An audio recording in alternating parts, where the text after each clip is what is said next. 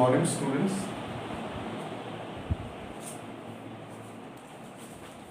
आज का जो थॉट है वो देखिए क्या है कि कुछ किए बिना ही जय जयकार नहीं होती, कोशिश करने वालों की कभी हार नहीं होती। इसलिए स्टूडेंट्स अपनी तरफ से पूरे प्रयास करते रहना है, पूरी स्टडी अपनी करते रहना है, कंटिन्यू रखना है। जो भी जैसा भी समय आएगा यानी आगे क्या होगा इसके बारे में हमने डिसाइड नहीं करना है, लेकिन अपनी मेहनत जारी रखनी है। तो आज जैसे कि एक तो क्वेश्चन है 39 नंबर क्वेश्चन जो कि रिया ने अपनी प्रॉब्लम में डाला था। मैं वो आपको 39 नंबर क्वेश्चन करवाया था, उसके बाद हम नेक्स्ट टॉपिक भी करेंगे। तो देखिए 39 नंबर जो क्वेश्चन है वो है कि Atul and Neera were partners in a firm sharing profits in the ratio of 3:2। यानी अतुल और Neera A and N two partner हैं और रेशियो ये शेयर करते हैं 3:2 में। देखिए 3:2 में ये शेयर कर रहे हैं, ठीक है। और इसके बाद दे एडमिट मिताली, इन्होंने किसको, मिताली को शामिल किया है एज ए न्यू पार्टनर। और goodwill of the firm was valued at ₹2 lakh. ये मिताली को इन्होंने शामिल किया है, कितने शेयर के लिए ऐसा कुछ नहीं लिखा हुआ है। Goodwill of the firm valued at 2 lakh, यानी फर्म की गुडविल 2 लाख है। और Mitali brings her share of goodwill premium of ₹20,000 in cash, यानी वो अपने हिस्से का जो गुडविल का प्रीमियम है वो 20,000 कैश में लेके आई है। और कहते हैं which is entirely credited to Atul's capital account, और वो सारा का सारा अतुल के कैपिटल अकाउंट में क्रेडिट कर दिया। इसका मतलब क्या हुआ कि सारा का सारा जो सैक्रिफाइस मताली के लिए किया वो किसने किया, अतुल ने किया है। और मताली कितने शेयर के लिए आई, क्योंकि टोटल जो गुडविल है वो कितना है, 2 लाख है। टोटल गुडविल कितना है, 2 लाख है। यानी टोटल गुडविल, ये देखिए टोटल गुडविल 2 लाख है। जबकि मिताली कितना लेने की आ रही है, मिताली शेयर यानी एम्ड शेयर जो है वो कितना है, वो है 20,000। तो ये 20,000 इसका क्या है, 1/10 है। इट मींस मिताली जो है 1/10 शेयर के लिए एंटर हुई है। किसके लिए एंटर हुई है, 1/10 शेयर के लिए। और ये 1/10 का 10 किससे ले रही है, अतुल से ही ले रही है। कल को न्यू रेशियो अगर आपको निकालना है तो यहां देखिएगा अतुल का न्यू शेयर आप निकालोगे, as new ratio is equal to ये रहेगा 3/5 माइनस 1/10 जो उसने मिताली को दिया है। तो यहां ध्यान दीजिएगा एलसीएम आपका 10 आ जाएगा और यहाँ 2 6 माइनस 1 इज इक्वल टू 5/10 जो है इसके पास रह जाएगा। और जो n का है, n का एज इट इज रहेगा क्योंकि इसने कोई सेक्रीफाइस नहीं किया 2/5। और जो मिताली है वो कितने के लिए आ रही, 1/5 के लिए, सॉरी 1/10 के लिए। तो अब इनका न्यू रेशियो साइज कर देंगे और ये जो रेशियो है वो क्या बन जाएगा आपका 5:4 और रेशियो आपका हो जाएगा 1:5:4:1। ये इनका न्यू रेशियो आ जाएगा। अब रही बात आगे क्वेश्चन को आगे कैरी करने की, तो सीधी सी बात है, एंट्री बन जाएगी क्या, bank account debit to Mitali's capital, क्योंकि bank account debit to premium for goodwill 20,000 और premium for goodwill debit to हमने ये जो है अतुल्स कैपिटल अकाउंट कर देना है 20,000, क्योंकि सारा का सारा सैक्रिफाइस किसने किया है, अतुल ने किया है। न्यू रेशियो भी आपने कैलकुलेट कर लिया और मैंने आपको एंट्रीज भी बता दी। इसके बाद स्टूडेंट्स नेक्स्ट जो टॉपिक है वो देखते हैं हम क्या है। आज का नया टॉपिक हमारा देखिए रिजर्व्स एंड एक्यूमुलेटेड प्रॉफिट्स को किस तरह से ट्रीट करना है जब कोई नया पार्टनर एडमिट कर रहा हो, ऐसा टॉपिक हमारा जो है इसमें पहला है। देखिए रिजर्व एंड एक्यूमुलेटेड प्रॉफिट, क्योंकि हमने उस दिन जो हमारी ऑनलाइन क्लास थी उसके अंतर्गत आपको मैंने रीवैल्यूएशन के बारे में बता दिया था, लेकिन यहाँ पर देखिए इसके बाद का जो टॉपिक है वो हमारे पास आ रहा है रीवैल्यूएशन के बाद कि रिजर्व एंड एक्यूमुलेटेड प्रॉफिट्स को जो है किस तरह से ट्रीट करना है।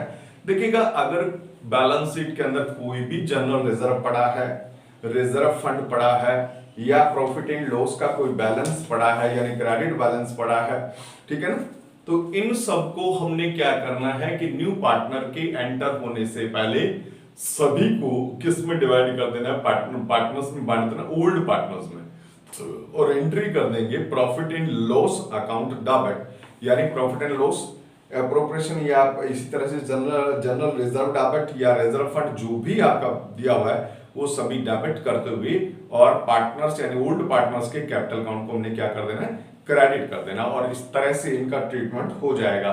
लेकिन कई बार क्या होता है कि प्रॉफिट एंड लॉस अकाउंट का बैलेंस जो है आपको डेबिट दिया होता है, यानी एसेट साइड में बैलेंस दे रखा होता है, या इसी तरह से आपका एडवर्टाइजमेंट सस्पेंस अकाउंट दिया होता है, डेफर्ड रेवेन्यू एक्सपेंडिचर दिया होता है एसेट साइड में, तो ये हमारी फिक्टिशियस एसेट होती है, तो इनको भी न्यू पार्टनर के एडमिट होने से पहले राइट ऑफ कर दिया जाता है, और इसके लिए जो एंट्री वो क्या बनेगी, ओल्ड पार्टनर्स कैपिटल अकाउंट क्या हो जाएंगे, डेबिट हो जाएंगे, और ये जो है रेस्पेक्टिवली क्या हो जाएंगे, क्रेडिट हो जाएंगे। चाहे प्रॉफिट एंड लॉस का डेबिट बैलेंस है तो टू P&L, और इसी तरह से एडवर्टाइजमेंट सस्पेंस अकाउंट है टू एडवर्टाइजमेंट सस्पेंस अकाउंट, और डेफर्ड रेवेन्यू एक्सपेंडिचर है टू डेफर्ड रेवेन्यू एक्सपेंडिचर। तो इस तरह से इनका ट्रीटमेंट आपने कर देना है, यानी ये सारा ट्रीटमेंट जो है ये आपका ओल्ड रेशो में ओल्ड पार्टनर को ही होगा, ये समाप्त कर लेंगे। इसके बाद हमारे पास आता है बेटे जो टॉपिक है वो है वर्क्समैन कंपनसेशन रिजर्व। ये वर्क्समैन, देखिए workmen compensation reserve,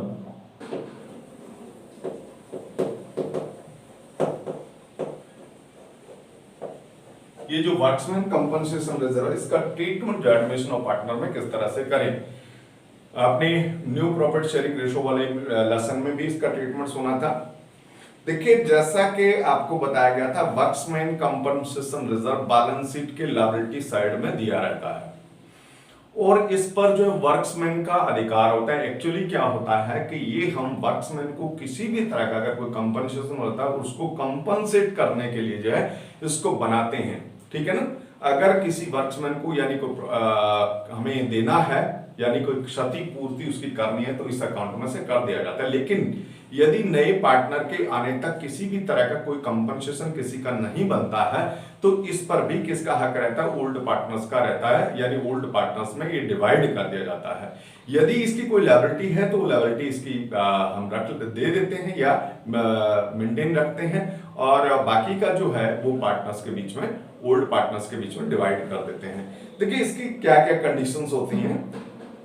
this reserve is created out of firms profit, क्योंकि ये फर्म के प्रॉफिट में से क्रिएट किया जाता है to pay compensation to employees at the time of admission of partner. It is stated as follows. इसका treatment हमें इस तरह से करना है, यानी जैसी कंडीशन देखे उसके अकॉर्डिंगली आपने ट्रीटमेंट करना है। नंबर 1 कंडीशन हो सकती है कि if there is no claim against workmen compensation reserve, यानी वर्क्समैन कंपनसेशन रिजर्व दे तो रखा है आपको बैलेंस शीट के लायबिलिटी साइड में, लेकिन इसका बारे में कोई क्लेम नहीं है, इसका कोई क्लेम किसी को नहीं देना, तब हमने क्या करना है, ये पार्टनर्स के बीच में डिवाइड कर देना है, और हमने ओल्ड पार्टनर्स के बीच में एंट्री बना देनी है। वर्क्समैन कंपनसेशन रिजर्व को डेबिट करना है, और 2 हमने करना है ओल्ड पार्टनर्स कैपिटल अकाउंट। किस रेशो में, ओल्ड रेशो में, capital account in their old ratio में ये एंट्री आपने कर देनी है, ठीक है ना। मैं आपको एंट्री समझाऊंगा यहाँ पर। और उसके बाद दूसरी कंडीशन देखिएगा, if the claim for workmen compensation is lower than the amount of workmen compensation reserve. देखिए मान लीजिए कि ये जो है आपका क्या था, वर्क्समैन कंपनसेशन जो रिजर्व है उसमें 60,000 रुपीज है। कितना है, 60,000 रुपीज है, लेकिन हमने ये जो क्लेम है वर्क्समैन का वो केवल 20,000 का है। क्या है, 20,000 का। तब हमने एंट्री क्या बनानी है, तब हमने एंट्री बनानी है कि वर्क्समैन कंपनसेशन रिजर्व को तो डेबिट करना है, क्योंकि हमने 60,000 माना है, 60,000 से हमने डेबिट कर देना है। और जो हमारा क्लेम है, टू लिखेंगे provision for workmen compensation claim. ये 20,000 हमने क्लेम माना है, यानी इतना मान लो क्लेम है, तो हम करेंगे to provision for workmen compensation claim. और 2 हमने क्या कर देना, ओल्ड पार्टनर्स के बीच में ये जो 40,000 बच गया उसको डिवाइड कर देना है इनके ओल्ड रेशियो में। 2 old partners capital count in their old ratio.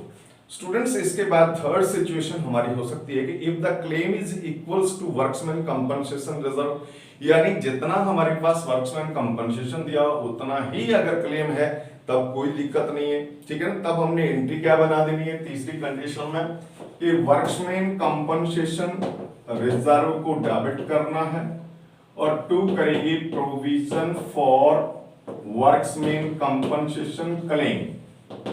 यानी मान लो 60,000 तो ये दे रखा है और 60,000 का ही क्लेम है, तो ये क्लेम आपका हो जाएगा। और ये जो क्लेम है ये नई बैलेंस शीट के अंदर लायबिलिटी साइड में हमने दिखाना है provision for workmen compensation claim के अंतर्गत, ओके।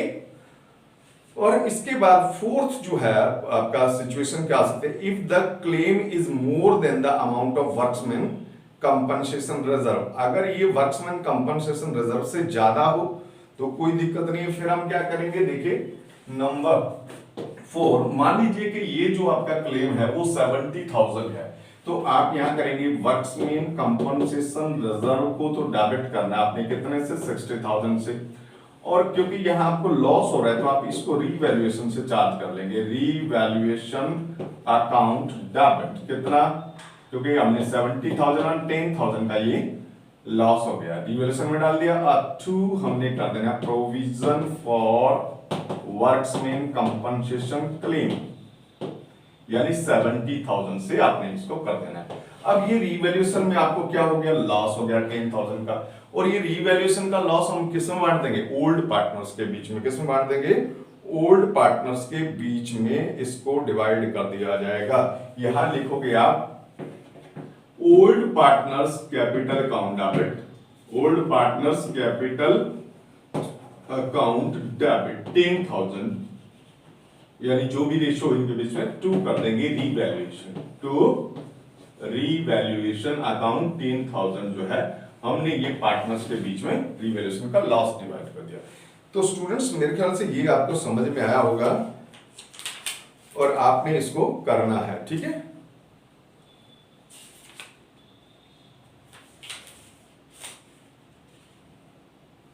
इसके बाद में आपको इन्वेस्टमेंट के बारे में भी थोड़ा सा बता दूं। इन्वेस्टमेंट का भी इसी तरह से हो सकता है कि इन्वेस्टमेंट फ्लक्चुएशन रिजर्व भी आपको दिया रह सकता है, इन्वेस्टमेंट फ्लक्चुएशन रिजर्व। तो this reserve is created out of firms profit, ये भी क्या करते हैं, फर्म के प्रॉफिट से क्रिएट किया जाता है, ये भी फर्म के प्रॉफिट से ही क्रिएट किया जाता है इन्वेस्टमेंट फ्लक्चुएशन रिजर्व। तो देखिएगा profits to meet the fall in the, और किस लिए करते हैं, to meet the fall in the market value of investment. यदि इन्वेस्टमेंट की मार्केट वैल्यू कम हो जाए तो उसको सही करने के लिए, उसको जो है पूरा करने के लिए, at the time of admission of a partner this reserve is treated as follows. मैं आपको यहां बताऊंगा केवल, कहता है कि when book value and market value of investment is same, जब सेम ही हो, जैसे मान लो कि बुक के अंदर क्योंकि आपको जो है एसेट साइड के अंदर सपोज करो कि बैलेंस शीट में आपको इन्वेस्टमेंट दिखा रखा 1 लाख रुपीस, ठीक है, और investment fluctuation reserve liability side के अंदर 20,000 दे रखा है और नीचे कुछ नहीं लिखा है, यानी कहने का मतलब जो है बुक वैल्यू जो आपको दे रखी है बैलेंस शीट के अंदर, और यानी जो इन्वेस्टमेंट में कोई चेंज नहीं है, नथिंग इज मेंशन्ड। तो इसका मतलब क्या है, कोई चेंज नहीं है। तब हम क्या करेंगे कि जो हमारे पास इन्वेस्टमेंट फ्लक्चुएशन रिजर्व में जितना भी पड़ा है वो सारा किसमें बांट देंगे, पार्टनर्स के बीच में बांट देंगे, ओल्ड पार्टनर्स को, सेम जैसे हमने वर्क्समैन कंपनसेशन का ट्रीटमेंट किया था। एंट्री कर देंगे investment fluctuation reserve debit to old partners capital account. और main market value of investment less than the book value, अगर मान लो कम हो जाती है तो जितनी वैल्यू कम हो रही है उतनी पहले किससे पूरी करेंगे, हम इन्वेस्टमेंट फ्लक्चुएशन रिजर्व से पूरी करेंगे। और उसके लिए हमने एंट्री क्या बनानी है, ध्यान दीजिएगा, यहां करेंगे इन्वेस्टमेंट फ्लक्चुएशन रिजर्व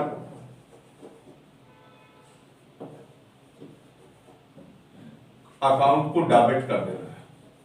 सपोज करो कि आपकी इन्वेस्टमेंट 1 लाख की थी और ये नीचे दे रखा है कि मार्केट वैल्यू 90,000 हो गई, इसका मतलब 10,000 की कम हो गई और रिजर्व में आपको 20,000 दे रखा है। तो आपने यहां पर ये करना है, इन्वेस्टमेंट फ्लक्चुएशन रिजर्व डाल 20,000, ठीक है, 20,000, और उसके बाद हमने कर देना टू जितना इन्वेस्टमेंट कम हुआ है वो इन्वेस्टमेंट को क्रेडिट कर दोगे, 10,000 कम हुआ है उसका वैल्यू, और बाकी 10,000 हमने ओल्ड पार्टनर्स के बीच में, ओल्ड पार्टनर्स कैपिटल अकाउंट में ट्रांसफर कर देना है उनके ओल्ड रेशो में। इस तरह से इसका ट्रीटमेंट हो जाएगा, ठीक है। और इसी तरह से आपको जो है थर्ड सिचुएशन व्हेन मार्केट, अच्छा एक बात और भी है कि जैसे कई बार क्या आता है कि जैसे ये वैल्यू तो यहाँ 10,000 ही डिमिनिश हुई यानी कम हुई, तो हमने क्या कर दिया कि 10,000 इससे पूरा कर दिया, बाकी 10,000 पार्टनर्स में डिवाइड कर दिया। लेकिन ये भी तो हो सकता है कि इन्वेस्टमेंट जो है वो जितना आपका रिजर्व उतनी ही उसकी वैल्यू कम हो जाए, तब हम क्या करेंगे, तब हम इसकी एंट्री बनाएंगे, इन्वेस्टमेंट फ्लक्चुएशन रिजर्व को डेबिट करना है 20,000 से और टू कर देंगे इन्वेस्टमेंट यानी 20,000 से, यानी पार्टनर्स को बांटने के लिए हमारे पास कुछ नहीं रहेगा। तो इस कंडीशन में ऐसे हो जाएगा, ठीक है। और इस तरह से एक चीज और भी हो सकती है, एक चीज और भी हो सकती है कि fall in the value of more than, fall in the value of investment more than investment fluctuation reserve. मान लो कि हमारे पास यहाँ 20,000 ही इन्वेस्टमेंट फ्लक्चुएशन रिजर्व में है और वैल्यू उसकी जो है क्या हो जाती है 1 लाख से 70,000 यानी 30,000 डाउन हो जाती है, तब हम क्या एंट्री बनाएंगे, तब हमने करना है इन्वेस्टमेंट फ्लक्चुएशन रिजर्व को डेबिट करना है, अकाउंट डेबिट कितना 20,000, और क्योंकि वैल्यू 30,000 की रही है तो 10,000 हमने रीवैल्यूएशन से लेना है, रीवैल्यूएशन अकाउंट डेबिट कितना 10,000, ठीक है, और टू कर देना है इन्वेस्टमेंट, तो इन्वेस्टमेंट की वैल्यू 30,000 आपकी कम होगी। और ये रीवैल्यूएशन का लॉस हमने किस में डिवाइड कर देना है, ओल्ड पार्टनर्स के बीच में एंट्री बना देनी है, old partners capital account debit to revaluation. इस तरह से ये भी हो जाएगा when market value of investment is more than the book value. कई बार ऐसा भी हो सकता है कि इन्वेस्टमेंट की जो वैल्यू है, मार्केट वैल्यू है, वो आपकी बुक वैल्यू से भी ज्यादा हो जाती है, तब हम क्या एंट्री करेंगे, तब देखिए हम क्या एंट्री बनाएंगे, तब हम करेंगे जो जो आपके पास, ध्यान दीजिएगा, यानी जो आपका फोर्थ कंडीशन है कि थर्ड कंडीशन है कि जब आपकी मार्केट वैल्यू ज्यादा हो जाती है, यानी आपकी मार्केट वैल्यू सपोज करें इन्वेस्टमेंट की जो 1,20,000 हो जाती है और 20,000 का इन्वेस्टमेंट फ्लक्चुएशन रिजर्व है, तो पहले रिजर्व को पार्टनर्स के बीच में बांट दोगे और एंट्री कर दोगे आप क्या, इन्वेस्टमेंट फ्लक्चुएशन रिजर्व को डेबिट करना है और टू कर देंगे पार्टनर्स कैपिटल अकाउंट, कौन से partner, old partners capital account में आपने ट्रांसफर कर देना 20,000।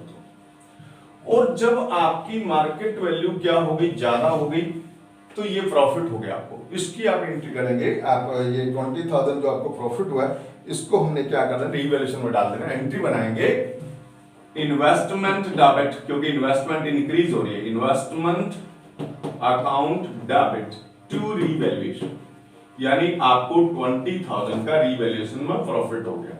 और ये जो रीवैल्यूएशन का प्रॉफिट है किसमें डिवाइड कर देंगे, पार्टनर्स के बीच में, और एंट्री बना देंगे revaluation account debit to old partners capital account. तो इस तरह से इसका भी ट्रीटमेंट हो जाएगा। आज के लिए इतना ही काफी है, इससे संबंधित जितने संबंध थे आप करेंगे। Okay, all the best.